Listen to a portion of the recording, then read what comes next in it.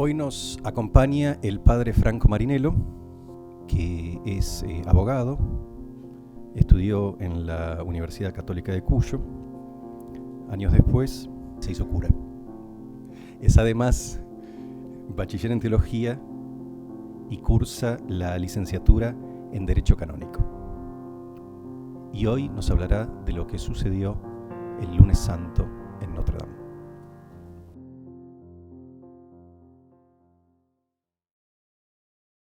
Gracias por la invitación, gracias por la presentación. Me arrepentí de la abogacía a medias, porque después me mandaron a estudiar Derecho Canónico, así que sigo metido en medio de las leyes. Pero en medio de una reunión me sorprendió la noticia, como creo que nos sorprendió a todos, del incendio en Notre Dame. Así que cuando terminé la reunión me puse a mirar un poco de internet y me acordé del famoso canal de noticias que tiene Francia, France 24, un canal de noticias de 24 horas, pensando que ahí iba a haber noticias, y evidentemente estaba la noticia en directo del incendio, pero lo que un poco a uno le llama la atención, por supuesto que el incendio llama la atención y es causa de tristeza, es algo que nos conmueve, obviamente, que se estuvo por venir abajo un monumento como Notre Dame, un símbolo, es eso. Notre Dame es un símbolo de la cristiandad, de la Europa cristiana, del occidente cristiano, de la civilización occidental cristiana. No me llamó la atención ver que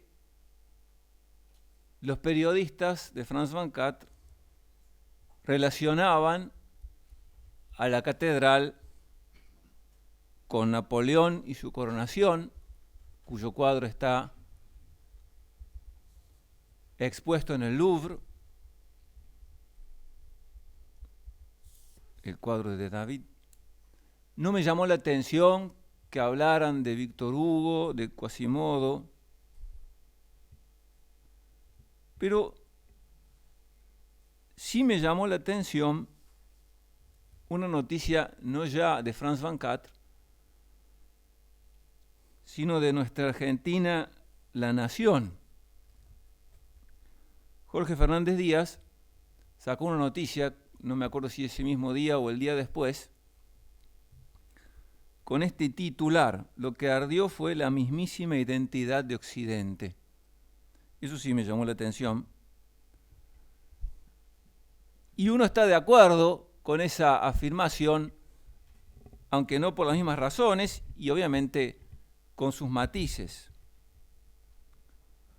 De hecho, Fernández Díaz, que se declara agnóstico, dice en ese artículo que Notre Dame era mucho más que un escenario mítico, una iglesia gótica, un monumento a la arquitectura.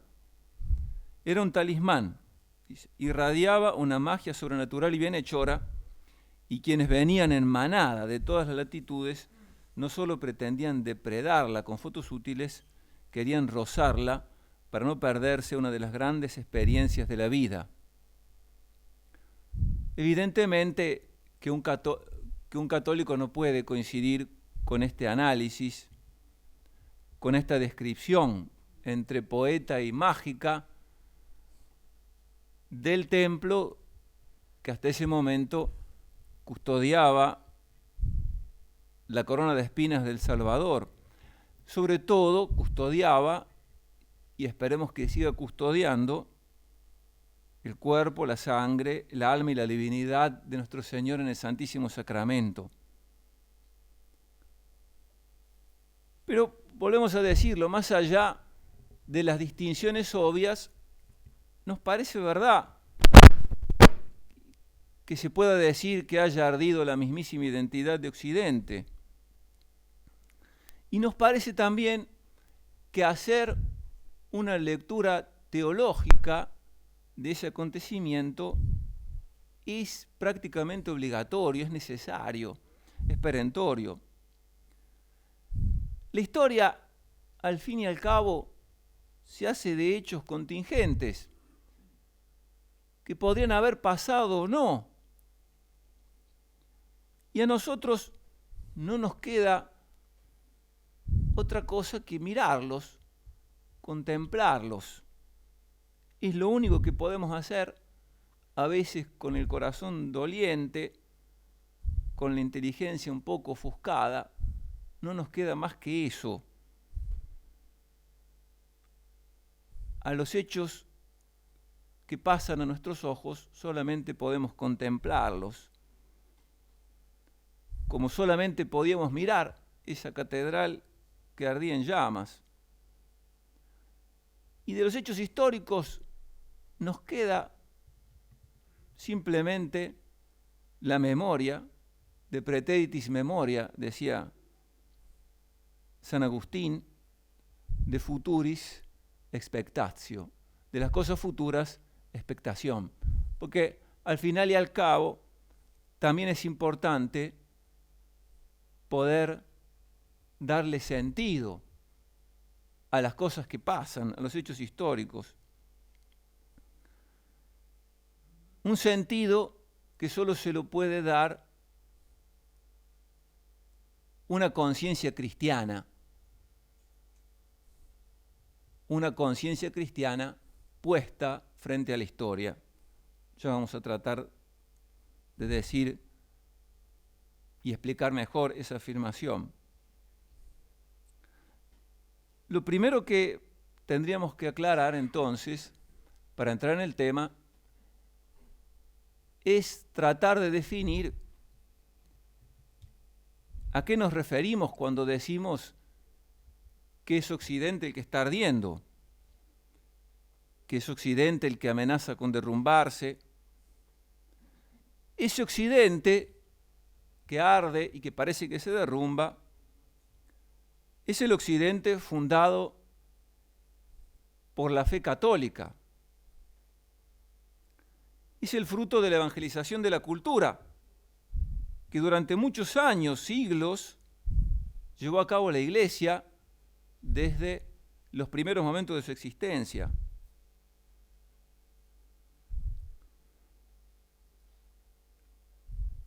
Un historiador inglés, Christopher Dawson, tiene una recopilación de escritos suyos, conferencias casi todas, sobre historia de la cultura cristiana. Y uno podría hacer un resumen de esos artículos justamente, entre estas cosas, diciendo eso. El cristianismo, representado por la Iglesia romana, con elementos socioculturales de la civilización greco-latina, de los cuales fue portadora esa civilización, creó un espacio cultural y espiritual que llegó a abarcar muchos pueblos de distintas razas, lenguas, tradiciones, desde la cuenca del Mediterráneo hasta las Islas Británicas, el Báltico, desde los Urales hasta la península ibérica, que compartían las mismas creencias, los mismos valores ético-religiosos, las mismas conductas, las mismas normas, la misma moral, el mismo modo de ver la sociedad, una misma herencia de cultura intelectual, las mismas costumbres sociales y políticas. O sea, formó, en pocas palabras, una cultura que fue extendiendo su ámbito de intercomunicación, que llegó a abarcar un espacio geográfico muy grande, un área humana muy diversificada, muchas etnias, que fueron todas subsumidas y que dieron lugar a una gran síntesis cultural. Y en esa síntesis tuvo cabida, como ya dijimos, no solamente la cultura greco-latina, sino también las tradiciones de los primitivos pueblos europeos. y se formó una nueva comunidad espiritual y cultural que tenía una misma fe y los mismos valores cristianos. Así se fue forjando poco a poco la civilización cristiana de Occidente. Las catedrales fueron un poco el corazón de la civilización cristiana, el corazón de Occidente. Primero porque las catedrales estaban enclavadas en el centro de las ciudades más importantes de Europa. Y era un honor que una ciudad pudiera tener una catedral y un obispo.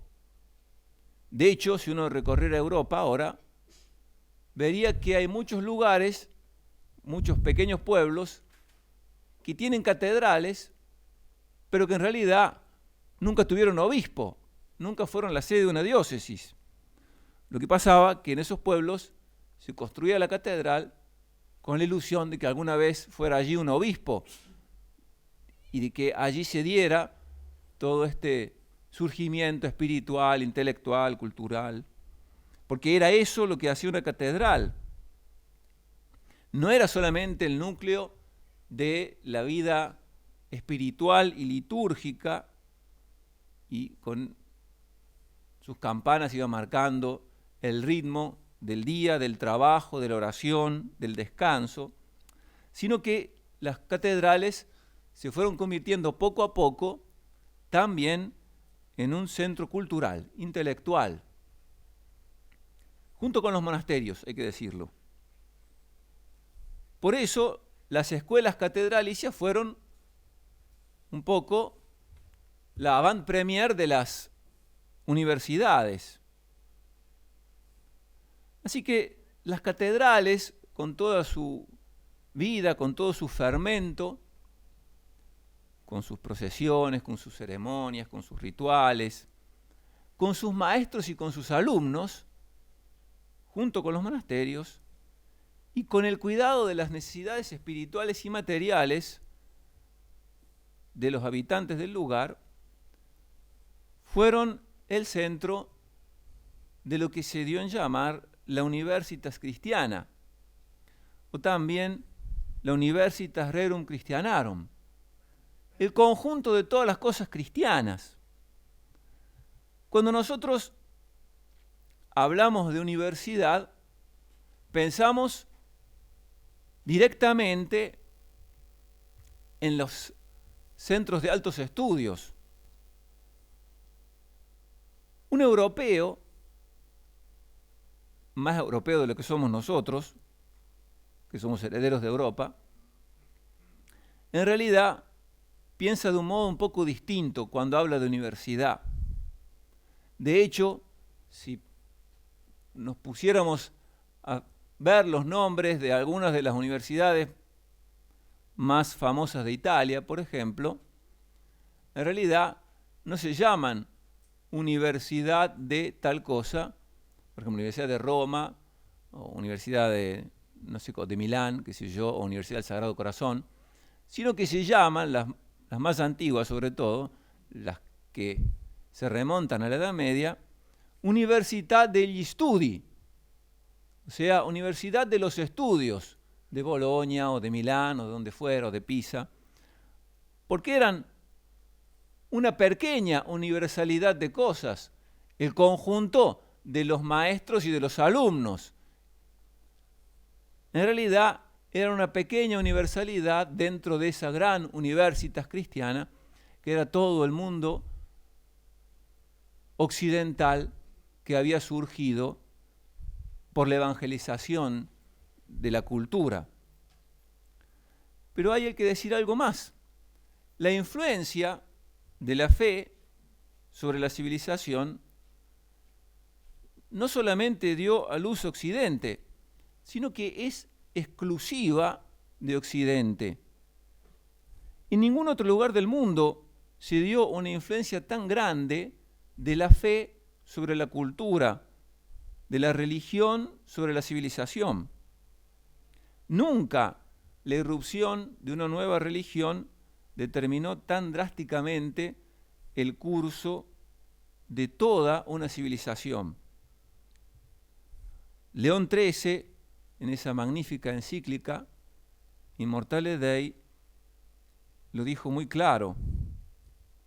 Hubo un tiempo en que la filosofía del Evangelio gobernaba los estados.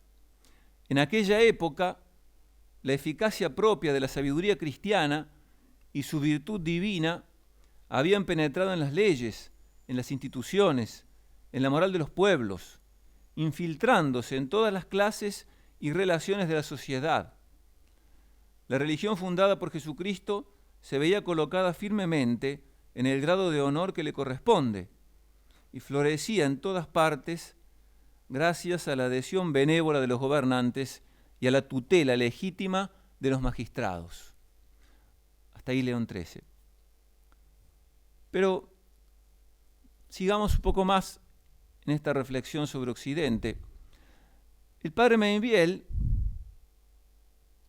dice sobre este tema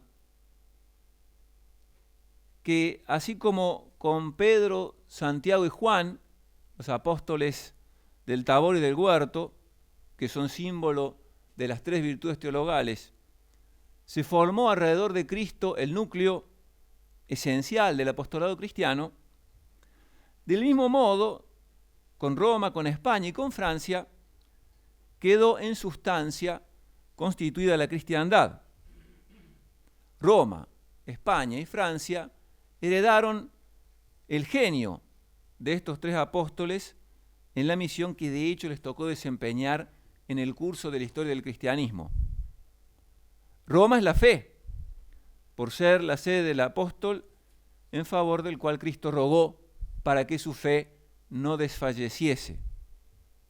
Yo he rogado por ti para que tu fe no desfallezca. Y tú, una vez convertido, guía a tus hermanos.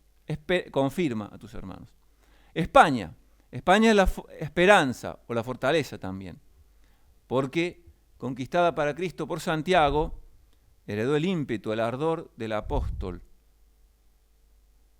A Santiago, Santo Tomás de Aquino, en su comentario del Evangelio de San Mateo, llama el principal luchador contra los enemigos de Dios. Francia, en cambio, es la heredera del apóstol de la caridad. Y acá tenemos que decir esto: es posible que Francia, cuyo templo más famoso ardió hace unos días, se haya enfriado hace mucho en la caridad y se ha convertido en un país de práctica religiosa casi nula, lamentablemente. En realidad, el enfriamiento de la caridad es un proceso que lleva mucho tiempo en Occidente. Es cierto que el incendio de Notre Dame se ha constituido en un acontecimiento histórico, pero como ya decíamos un poco antes, la historia puede tener sentido solamente para un cristiano. Vamos a explicar mejor un poco esto que estamos diciendo, siguiendo las reflexiones que hace el doctor Caturelli en un libro que tiene, que se llama El hombre y la historia. Dice ahí Caturelli que un hecho histórico tiene que gravitar en el desarrollo de la humanidad y al mismo tiempo tiene que depender de nuestra libertad. La historia es el resultado conjunto de la voluntad divina y de la voluntad del hombre. Pero cuando nosotros vemos la realidad, nuestra mirada cristiana de la historia, en realidad es parte de una cosmovisión. Como miramos todo con ojos cristianos, o deberíamos mirar todo con ojos cristianos, a todas las realidades de nuestra vida, a todo lo que nos rodea, extendemos o debiéramos extender, la presencia divina. Por eso el mundo, para el cristiano, se convierte en un aposento sagrado. Es el mundo cristiano que en cierta medida sigue al mundo griego, pero ha sido asumido por la revelación, transformado por la revelación en un aposento seguro. En el mundo cristiano todo tiene su lugar, todo es conocido. En el centro de ese mundo cristiano está el hombre y en el centro del hombre Cristo. Y los cristianos podemos tener, solamente gracias a la revelación, una concepción acabada, completa de la historia. Esa historia que va desde la creación al juicio final y en cuyo movimiento todo tiene sentido. Porque al final de cuentas todos nosotros nos sabemos miembros de una ciudad sacra, la ciudad de Dios, como dice San Agustín, fundada por Dios mismo. En esa ciudad, en esa sociedad sacra de la que formamos parte juntamente porque estamos unidos entre nosotros por el agapé, el amor divino, de tal manera que Dios es más íntimo que lo más íntimo de nosotros mismos, como dice San Agustín.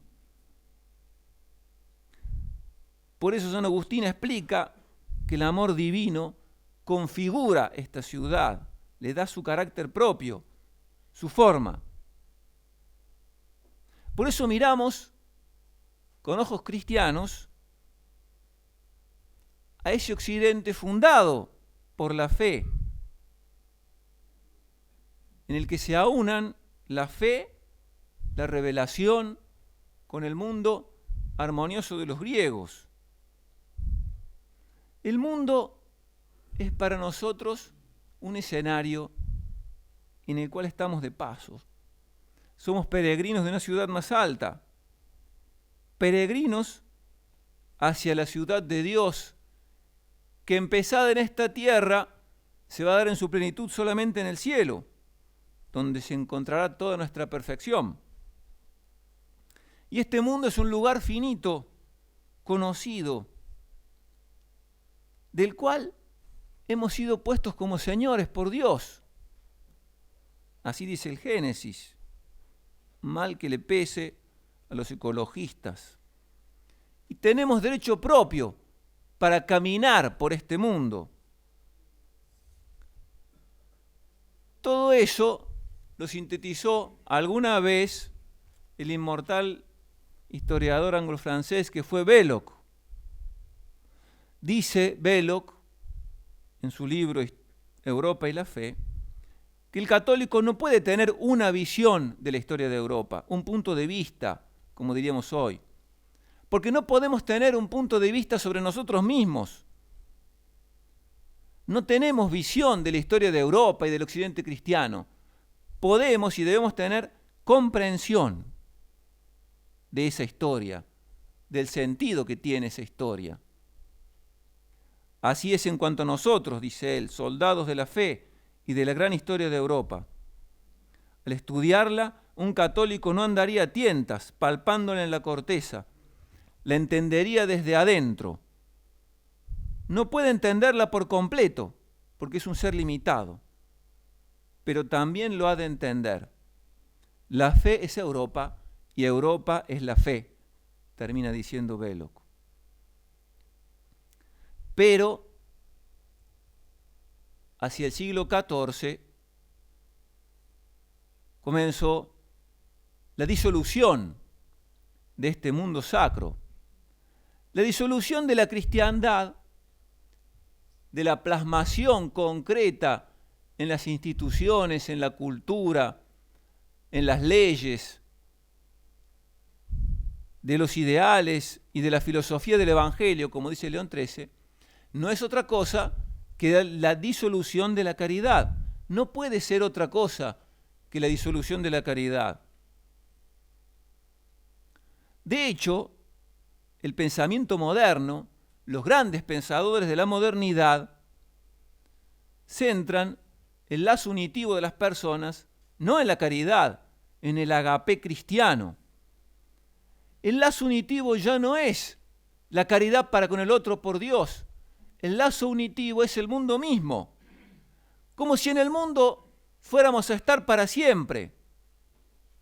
Por eso, la filosofía moderna renuncia a la patria en el más allá que tenemos todos nosotros cristianos.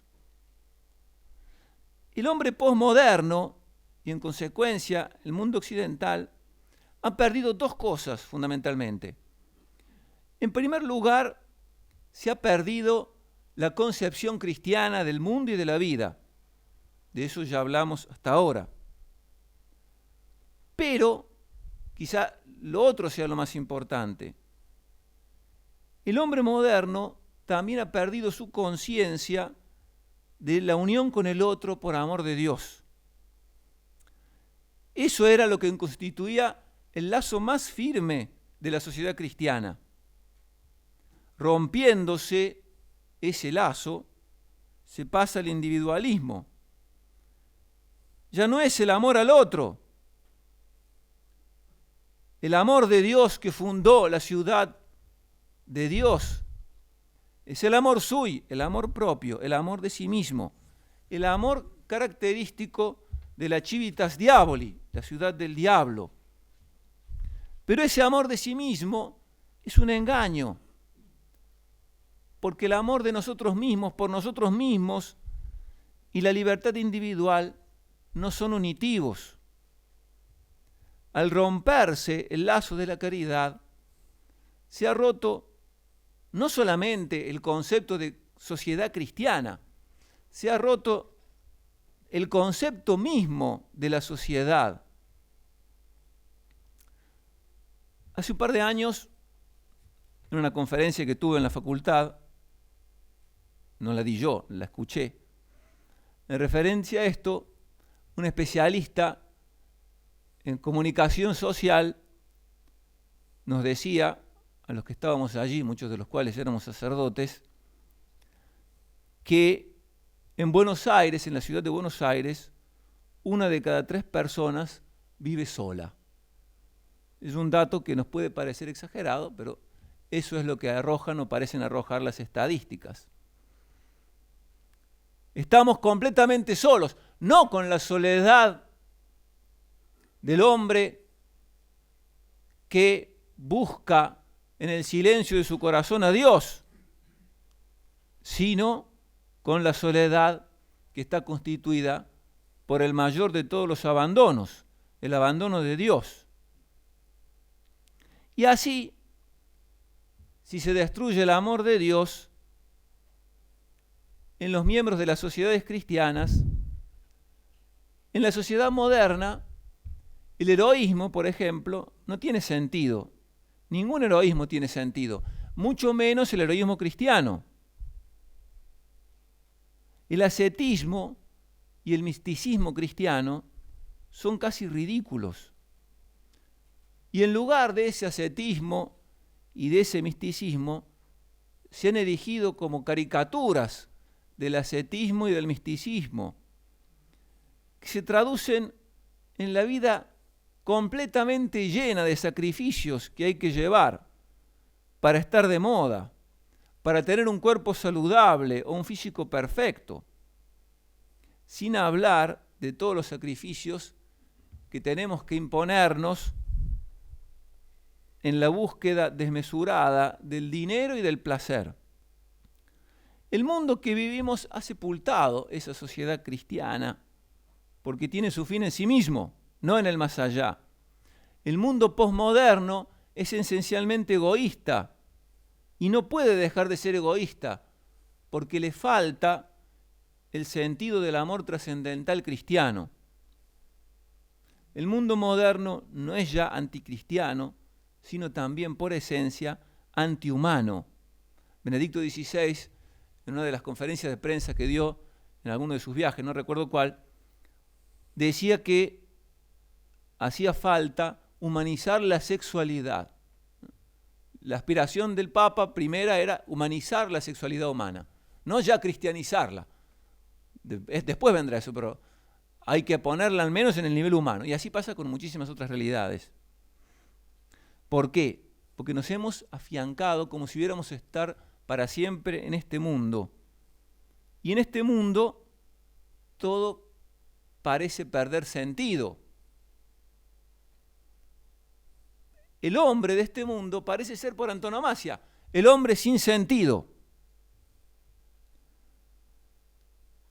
En el famoso Vía Crucis del Viernes Santo del año 2005, pocos días antes de ser elegido Papa, el cardenal Ratzinger decía, meditando sobre la segunda caída de Jesús, esto. En su primera carta, San Juan habla de 3 obstáculos para el hombre: la concupiscencia de la carne, la concupiscencia de los ojos y la soberbia de la vida. Y así interpreta, desde la perspectiva de los vicios de su tiempo, con todos sus excesos y perversiones, la caída del hombre y de la humanidad. Sigue agregando el cardenal Ratzinger. Pero podemos pensar también en cómo la cristiandad, en la historia reciente, como cansándose de tener fe, ha abandonado al Señor. Las grandes ideologías y la superficialidad del hombre que ya no cree en nada y se deja llevar simplemente por la corriente, han creado un nuevo paganismo. Un paganismo peor, que queriendo olvidar definitivamente a Dios, ha terminado por desentenderse del hombre. Juan Pablo II había denunciado la apostasía silenciosa en Europa, el corazón mismo de Occidente. Dice, en la raíz de la pérdida de la esperanza está el intento de hacer prevalecer una antropología sin Dios y sin Cristo. Es la exhortación apostólica Ecclesia in Europa. Esta forma de pensar ha llevado a considerar al hombre como el centro absoluto de la realidad, haciéndolo ocupar así falsamente el lugar de Dios, y olvidando que no es el hombre el que hace a Dios, sino que es Dios quien hace al hombre. El olvido de Dios condujo al abandono del hombre, por lo que no es extraño que en este contexto se haya abierto un amplísimo campo para el libre desarrollo del nihilismo en la filosofía, del relativismo en la gnoseología y en la moral, y del pragmatismo y hasta del hedonismo cínico en la configuración de la existencia diaria. La cultura europea, sigue diciendo el Papa, da la impresión de ser una apostasía silenciosa por parte del hombre autosuficiente que vive como si Dios no existiera. Volvamos ahora a Notre Dame en llamas. Tratemos de vislumbrar allí una señal de los tiempos. Europa está en llamas y pareciera que la misma iglesia que construyó la civilización oriental se asemeja a una catedral ruinosa. Es que no podemos no ver, me parece a mí, a Notre Dame como una señal, como un símbolo del movimiento actual. El mundo moderno es completamente reacio al rigor del razonamiento lógico. Y así como es tan reacio al razonamiento lógico, es sensibilísimo a la fuerza de los símbolos. Entonces queda por develar, o tratar por lo menos de develar, el significado profundo de este símbolo en que se constituyó la Catedral de París mientras era consumida por el fuego. En el año 1972, Pablo VI había denunciado, nada más ni nada menos, que el humo de Satanás que se había introducido en el templo de Dios. Volviendo a las meditaciones de Ratzinger, en ese Via Crucis del año 2005, reflexionando sobre la tercera caída de Cristo, el Papa se anima a hacer un diagnóstico descarnado de la Iglesia de nuestro tiempo, el futuro Papa. ¿Qué puede decirnos la tercera caída de Jesús bajo el peso de la cruz?, se pregunta Ratzinger. Quizá nos hace pensar en la caída de los hombres, en que muchos se alejan de Cristo, en la tendencia a un secularismo sin Dios. Pero ¿no deberíamos pensar también en lo que debe sufrir Cristo en su propia iglesia? ¿En cuántas veces se abusa del sacramento de su presencia y en el vacío y maldad del corazón donde entra a menudo? ¿Cuántas veces celebramos solo nosotros sin darnos cuenta de Él? ¿Cuántas veces se deforma y se abusa de su palabra? Qué poca fe hay en muchas teorías, cuántas palabras vacías, cuánta suciedad en la iglesia y entre los que, por su sacerdocio, deberían estar completamente entregados a Él. Cuánta soberbia, cuánta autosuficiencia, que poco respetamos el sacramento de la reconciliación, en el cual Él nos espera para levantarnos de nuestras caídas. También esto está presente en su pasión, la traición de los discípulos, la recepción indigna de su cuerpo y de su sangre, es ciertamente el mayor dolor del Redentor, el que le traspasa el corazón. Poco después de haber dicho estas cosas, en ese Via Crucis, el cardenal había dado su última conferencia, la última que dio como cardenal, en el monasterio de Santa Escolástica en Subiaco. Le habían dado un premio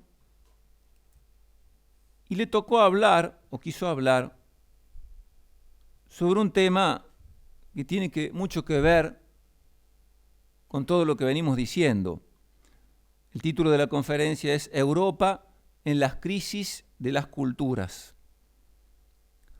En esa conferencia denuncia la existencia de un nuevo moralismo, no una moral, un moralismo, cuyas palabras claves son justicia, paz, conservación de la creación, palabras que reclaman valores esenciales y necesarios para nosotros. Sin embargo, este moralismo resulta vago y se desliza así casi inevitablemente en la esfera político-partidista. Es sobre todo una pretensión dirigida a los demás y no un deber personal de nuestra vida cotidiana. Y se preguntaba, de hecho, ¿qué significa justicia? ¿Quién la define? ¿Qué puede producir la paz? Hasta ahí el cardenal. Lo más importante de esto es que este proceso, la conversión de la moral en un moralismo puramente humano, autónomo, no heterónomo, ha herido también la teología católica y el mismo cristianismo.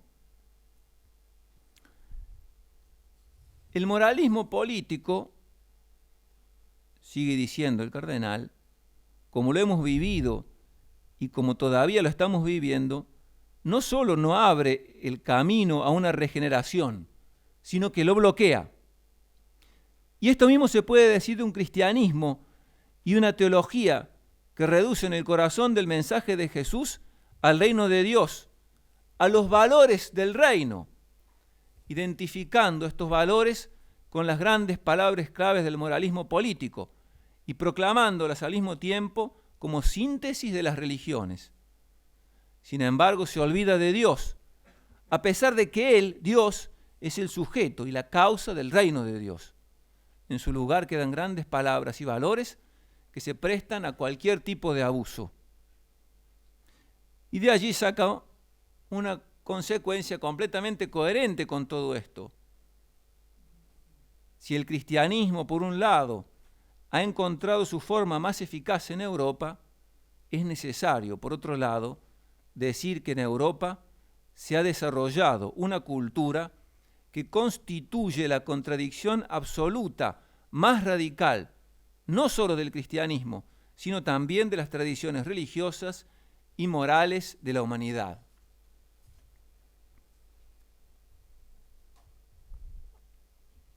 Hasta ahí el cardenal Ratzinger.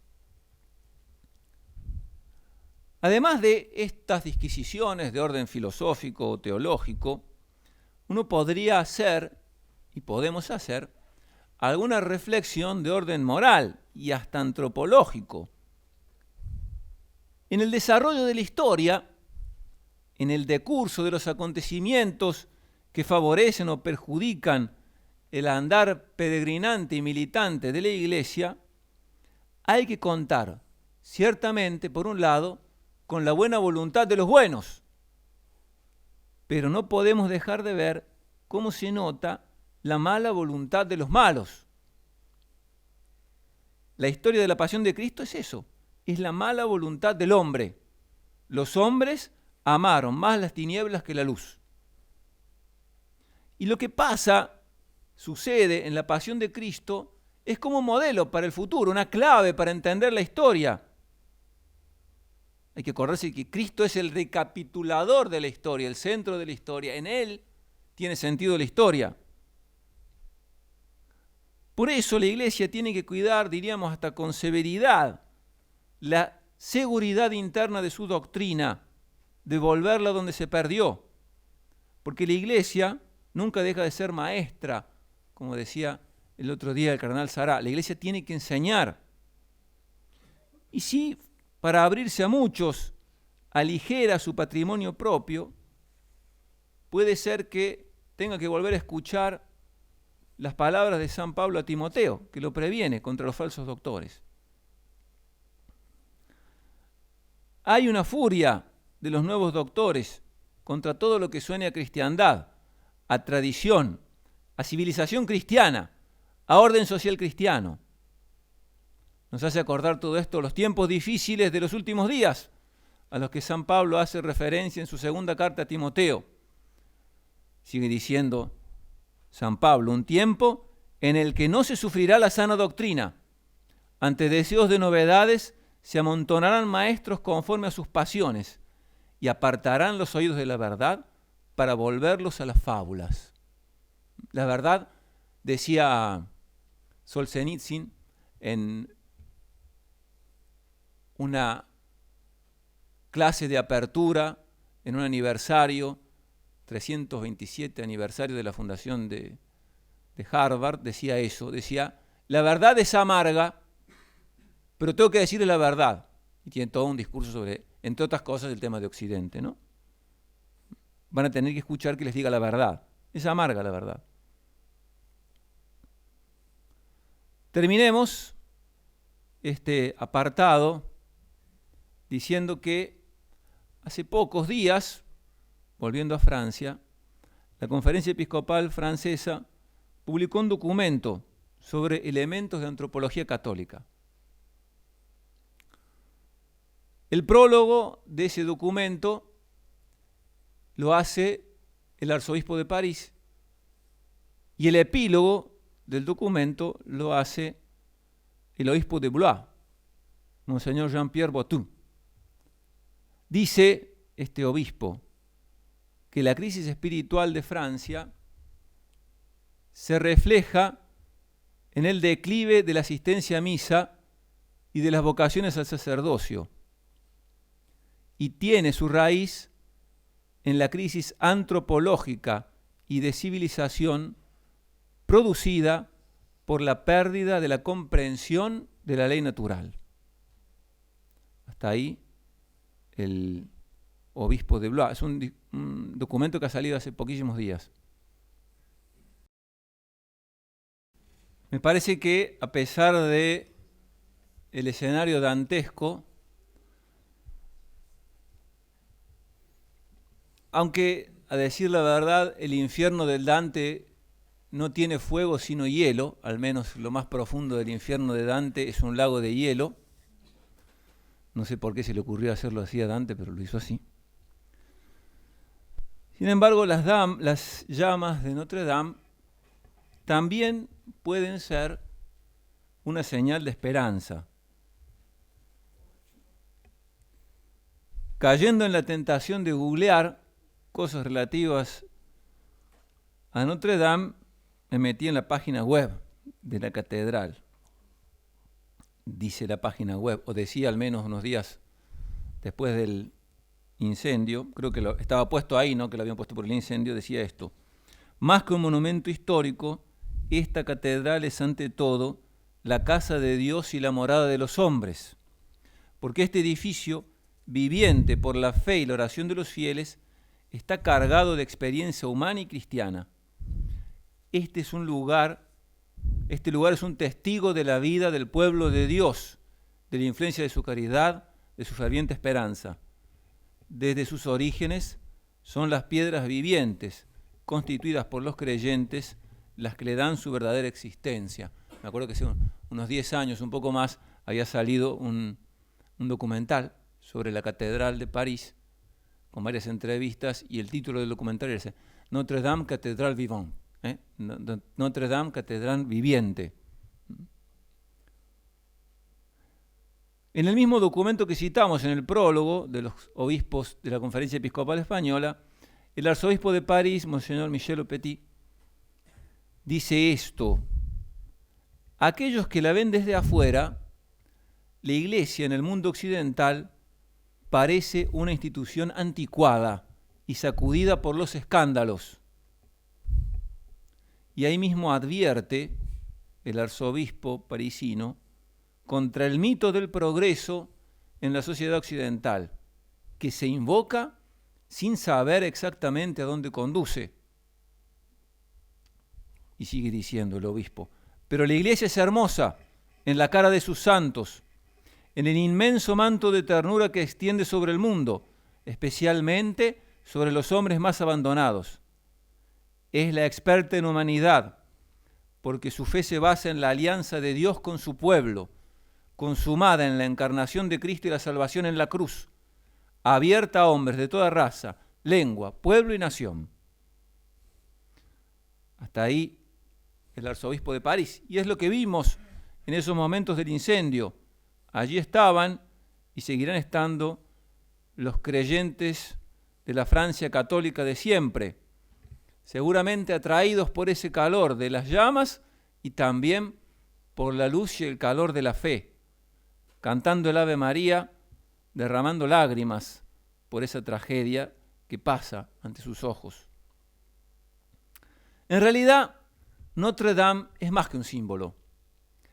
Hace ya muchos años, cuando todavía era cardenal Pacelli, dio un discurso notable, el que luego sería Pío XII, en la Catedral de París, que suena a ser una especie de preanuncio de la misión que le está confiada a Francia, y nosotros nos animamos a decir a toda Europa, y en realidad a toda la civilización cristiana, de la cual somos partes y herederos. Porque aquí, dice el cardenal, es el alma misma de Francia, el alma de la hija primogénita de la Iglesia, la que habla a sus almas.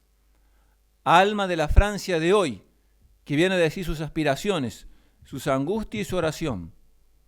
Alma de la Francia de otro tiempo, que remontando de las profundidades de un pasado 14 veces secular, que evocando las gesta dei per francos, entre las pruebas, lo mismo que entre los triunfos, suena en las horas críticas como un canto de noble fiereza y de imperturbable esperanza. Voz de Clodoveo y de Clotilde, voz de Carlomagno, voz de San Luis, sobre todo en esta isla en la que parece vivir todavía y que ha adornado en la Santa Capilla con la más gloriosa y santa de las coronas.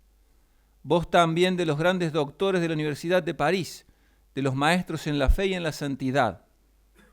Sus recuerdos, sus nombres inscritos en sus calles, al mismo tiempo que proclaman la valentía y la virtud de sus antepasados, jalonan como ruta triunfal la historia de una Francia que marcha y que avanza a pesar de todo, de una Francia que no muere en su fidelidad para con su vocación, a despecho de todas las dificultades, de todas las pruebas, de todos los sacrificios, está ligada a la suerte de Francia, su grandeza temporal, lo mismo que su progreso religioso.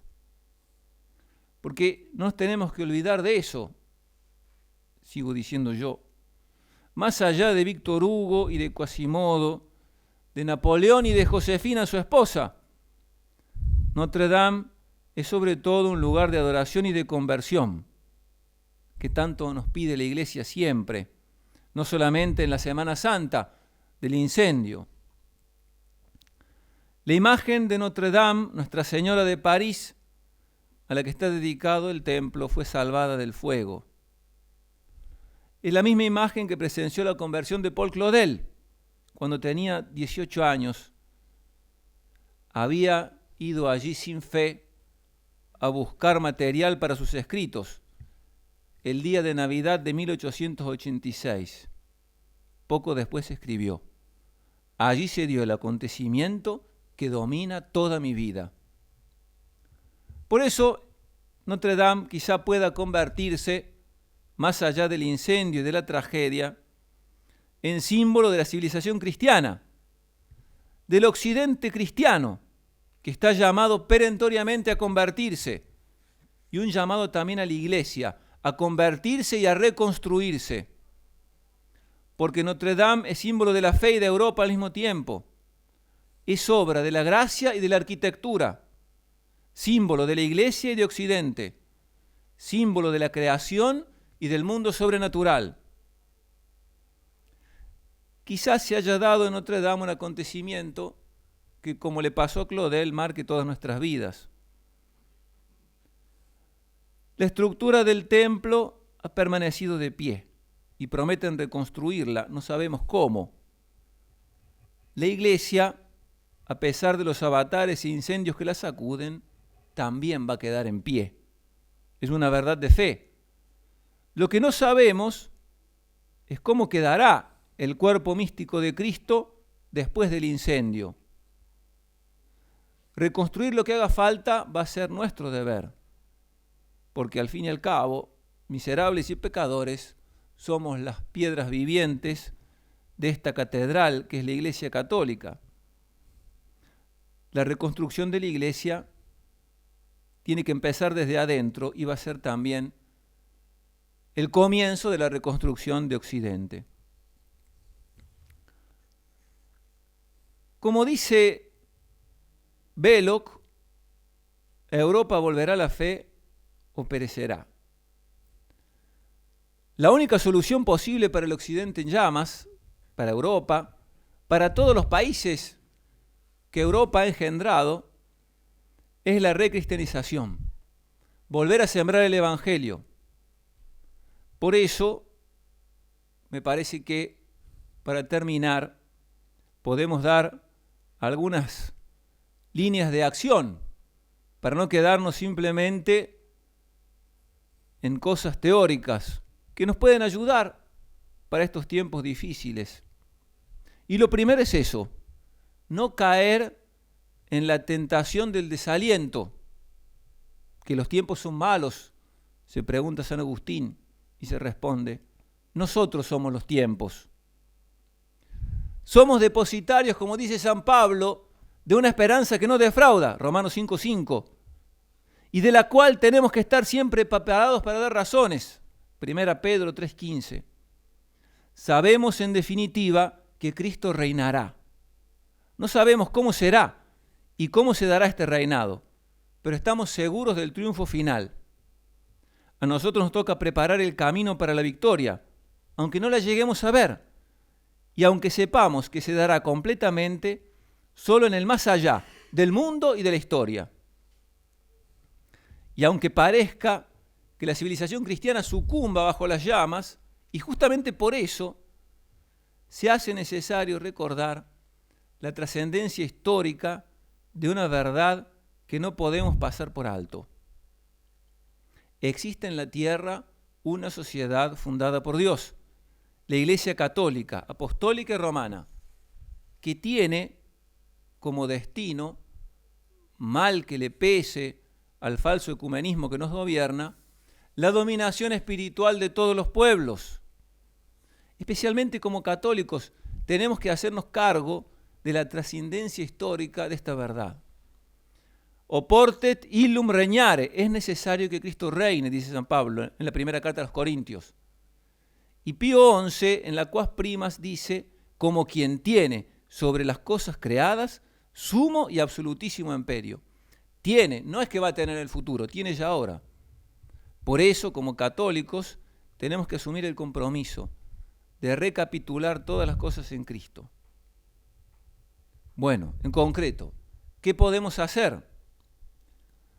Lo primero es comprometernos, involucrarnos nosotros mismos en la causa de Cristo Rey. Hoy se hacen necesarias las obras, más que nunca, las obras católicas.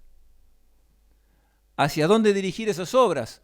¿Qué es lo que hay que defender y qué hay que reconquistar? En primer lugar, tenemos que defender y reconquistar la dignidad y la sacralidad de la vida humana, de toda vida humana, desde su concepción hasta la muerte natural. Ese es el primer derecho, al menos temporalmente hablando. Ya sabemos mucho, o creemos que sabemos mucho sobre este tema, los argentinos, sobre todo en estos últimos tiempos. Me animo a decir, a modo de consejo, que no tenemos que caer en la tentación de una visión simplemente natural de la vida humana y del aborto. La vida humana es sagrada porque es obra de Dios y del hombre al mismo tiempo. El aborto es un crimen horrendo, ya sabemos, pero ante todo es un pecado gravísimo. Justamente por eso es un crimen. Y es un pecado gravísimo no solamente porque atenta contra la vida humana, la más indefensa de las vidas humanas, sino ante todo porque atenta contra el poder soberano de Dios, creador y dueño de toda vida. No hay que olvidar estas cosas, porque uno en el combate cotidiano puede caer en un cierto naturalismo que nos hace perder de vista la visión correcta de las cosas a la luz de la fe. En segundo lugar, tenemos que defender y reconquistar la familia como célula básica de la sociedad, fundada sobre el matrimonio entre un hombre y una mujer. En una de sus últimas alocuciones, creo que a la Curia Romana, Benedicto XVI decía eso: Europa está fundada sobre el matrimonio monógamo entre un hombre y una mujer y sobre la familia que surge de ese matrimonio monógamo. La civilización cristiana se constituyó sobre esa familia cristiana y solamente a partir de la familia cristiana se va a poder levantar. El otro día escuché una anécdota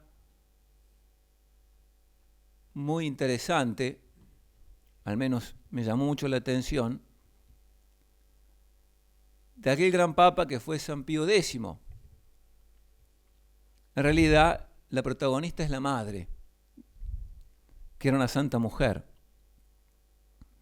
Cuando Giuseppe Sarto tomó posesión de su primera sede episcopal, Mantova, estaba entrando a tomar posesión de la diócesis, recién ordenado obispo, y le mostró a su madre el anillo pastoral, el hermoso anillo pastoral que había recibido. Su madre, con toda la sencillez del mundo, le mostró su alianza matrimonial y le dijo: sin esta alianza, tú no hubieras tenido este anillo. En tercer lugar, tenemos que defender y reconquistar la educación católica. Y a mí me parece, sobre todo en el ámbito universitario. Digo a propósito educación católica y no universidades católicas, porque creo que el influjo de la educación católica, de la cultura católica, tiene que penetrar en todos los ámbitos del conocimiento, católicos o no. No tenemos que olvidarnos, aunque eso pueda dar lugar para otra conferencia, pero lo digo acá, así de paso, que las grandes conquistas de la ciencia y de la técnica, la ciencia misma, tal como la conocemos hoy, no hubieran sido posibles sin la influencia benhechora de la fe de la Iglesia. No solamente, acá no me estoy refiriendo al hecho de que la Iglesia haya sido la fundadora y la inventora de las universidades, sino que me refiero al hecho que la cosmovisión cristiana fue en su momento absolutamente necesaria para poder comprender el mundo como lo comprendemos hoy y para poder de ese modo tener una ciencia acabada sobre el mundo, sobre las cosas, sobre la realidad exterior, ¿no? Y eso es parte del... No lo hubiera permitido la cultura griega, por ejemplo. Para defender y reconquistar la educación, hay que reconquistar el ámbito universitario. La universidad tiene, y siempre ha tenido en todas las sociedades, una función vertebral, performadora. Y para conquistar la universidad, tenemos que conquistarnos nosotros mismos, nuestras inteligencias. Como decíamos recién, el mundo que nos toca vivir rehúye el razonamiento lógico, las verdades firmes y absolutas. Todo eso se tacha de dogmatismo. Estamos sumergidos en la dictadura del relativismo que denunció tantas veces Benedicto XVI. Tenemos que reconquistar nuestra propia inteligencia, fundarla sobre la roca firme del ser y no en las arenas movedizas del parecer. Volver a los clásicos, volver a la teología escolástica, a la filosofía perenne, volver a Santo Tomás. En fin, tenemos que darle una dimensión cultural y social a nuestro cristianismo. Solamente si nuestro cristianismo, nuestro ser cristianos, se proyecta en el mundo, se va a convertir en cristiandad. Es una misión y un ideal al que no podemos renunciar. Tenemos que animarnos a predicar el Evangelio, a hablar de Cristo a tiempo y a destiempo. El Papa San Pablo VI lo decía muy claramente, ya hace muchos años, en la exhortación apostólica Evangelii Nunciandi. Lo que importa es evangelizar, no de una manera decorativa, como un barniz superficial, sino de manera vital, en profundidad y hasta sus mismas raíces, la cultura y las culturas del hombre, tomando siempre como punto de partida la persona y teniendo siempre presentes las relaciones de las personas entre sí y con Dios. Y sigue diciendo el Papa, la ruptura entre evangelio y cultura es sin duda alguna el drama de nuestro tiempo, como lo fue también en otras épocas. De ahí que hay que hacer todos los esfuerzos con vistas a una generosa evangelización de la cultura, o más exactamente de las culturas. Estas deben ser regeneradas por el encuentro con la buena nueva, pero este encuentro no se llevará a cabo si la buena nueva no es proclamada. Hasta ahí el Papa. O sea, se trata de devolverle al occidente que fue cristiano, Cristo y el Evangelio. Solamente de ese modo se va a poder reconstruir algo, al menos algo, de la civilización cristiana de la cual somos herederos todos nosotros. El fuego no deja de ser purificador. No faltó quien pensó que las llamas de Notre Dame han sido gratas a Dios, porque ese templo se había convertido en una cueva de ladrones. Puede ser, no sé. Lo que sí sabemos es que la purificación siempre tiene que empezar desde adentro.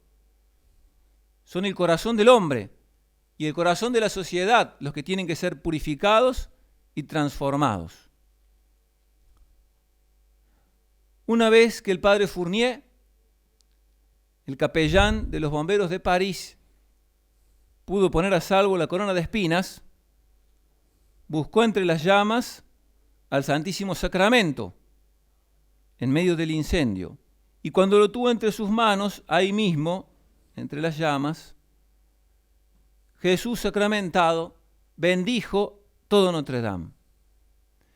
Quiera Dios que esa bendición sea un preanuncio y un símbolo también de su bendición sobre lo que en otro tiempo fue la cristiandad. Y quiera darnos a nosotros la gracia para saber encontrarnos con Él, con su bendición, en medio de los incendios de este mundo. Muchas gracias.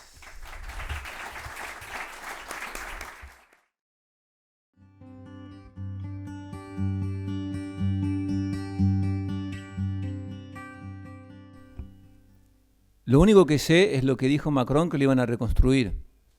La farándula francesa puso plata rápidamente, al menos Gucci y el dueño de Louis Vuitton. Más que eso no sé. A mí me parece que lo que decía Walter, hay que ver qué quieren reconstruir y cómo lo quieren reconstruir. En el fondo ya a esta altura lo que sí sé es que les sobra la plata para reconstruirla, porque creo que habían calculado que iba a costar o que va a costar 800 millones de euros la reconstrucción y ya juntaron más plata que eso. El problema es que la catedral es fruto de toda una civilización también. Por ejemplo, los arquitectos ahora hacen cola para adjudicarse el proyecto de la restauración. ¿Quién hizo la Catedral de Notre Dame y todas las catedrales de la Edad Media? No sabemos. El anonimato era un signo de que esa obra era para Dios y de Dios. Entonces, ciertamente el mundo contemporáneo no va a reconstruir eso, creo yo, con el mismo espíritu con el cual lo hicieron los cristianos de hace 800 años atrás. No lo sé. Esperemos que la Iglesia pueda intervenir de un modo eficaz, pero no lo sé. Aparte, las iglesias francesas no son propiedad de la Iglesia, sino del Estado. Es otro tema ese. Los edificios son propiedad del Estado, no son propiedad de la Iglesia, como acá en Argentina, por ejemplo. Así que no sé cómo se hará.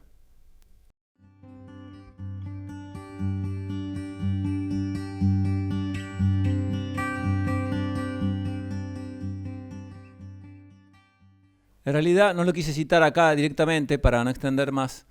El que dice eso, yo no es que lo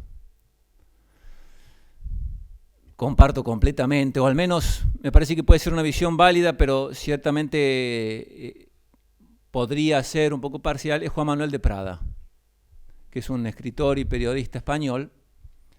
Dice, hace toda la descripción de lo que es la vida de Notre Dame en concreto, lo cual es verdad también. O sea, que las iglesias francesas y no las grandes catedrales o grandes iglesias de Europa se han convertido en museos, que constituyen lugar de paseo para un montón de gente, de compra y venta de cosas, sí, un kiosco, un gran kiosco, un gran museo, qué sé yo. Entonces, todos los que hemos estado ahí sabemos que funciona así. A veces tienen la delicadeza de no hacernos pagar a los sacerdotes. Dicen, bueno, pase por acá, usted no paga porque está de sotana. Muchas gracias. Pero, ¿y dónde está? A mí me ha tocado ver, no en Notre Dame, pero por ejemplo la iglesia de los jesuitas en París. No me acuerdo cuál es el título de la iglesia, pleno centro de París, una iglesia no muy grande. Bueno, el Santísimo Sacramento está atrás de un biombo. En la iglesia gótica, y el Santísimo está atrás de un biombo, atrás de todo. Y sacaron el altar principal, pusieron un altar al medio, rodeado de banquitos en modo de tribuna, así, como si fuera no sé qué espectáculo que va a haber ahí. Bueno, eso es. Lo de la cueva de Adornés es la expresión de Prada. Puede ser.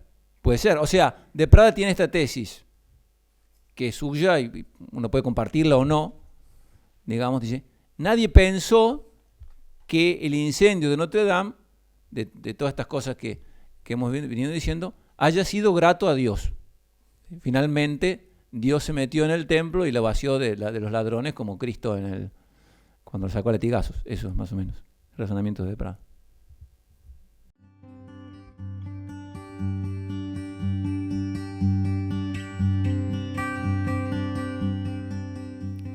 no puede ser idéntica a la medieval. ¿Por qué?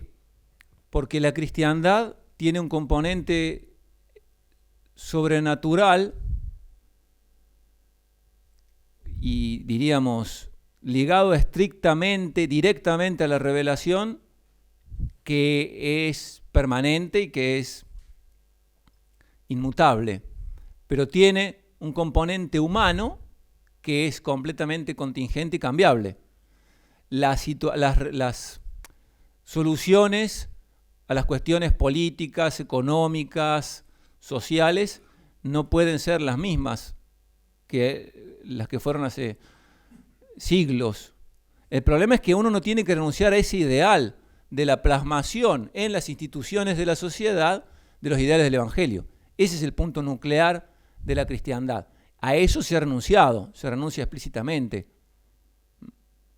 No se comparte esa visión de cristiandad que tenemos nosotros habitualmente. El mundo, por supuesto, no la tiene. Pero ¿cómo podría ser esa concreción? No lo sé. Depende de un montón de factores. Aparte, se concretará de modo distinto en los distintos países, en las distintas naciones, que no existían como tales cuando la cristiandad se instauró en lo que hoy se da a llamar la Edad Media. Los estados modernos son un invento de la modernidad, justamente. Bueno, eso es para otra conferencia. Muy bien, agradecemos mucho al padre Franco por habernos acompañado esta noche.